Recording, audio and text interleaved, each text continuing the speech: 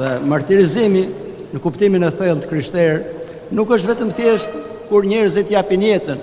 Kjo është forma më e lartë dhe më e fortë e dashurisë së tyre për Zotin, po martirizimi është në çdo kohë.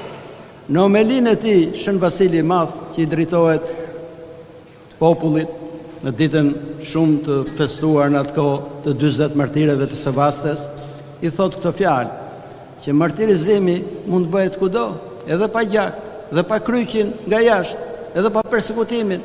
Martirizimi është vazhdimisht në jetën tonë. Sa herë ne vendosim në kryq pasionet tona, gënjeshtrat, shpifjet, thashethemet, zilit, smirat, mllefet, është një lloj martirizimi, sepse vrasim njeriu e vjetër për të lindur njeriu realisht të ri, njeriu në Krishtin. Dhe martirizimi është për gjithë krishterët.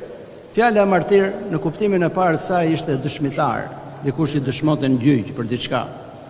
Dhe të gjitha krishterët të devotshëm që dhanë jetën për Zotin dhe për mësimin e Krishtit, pikërisht dëshmuan për ngjalljen dhe për mësimin e tij. Prandaj janë quajtur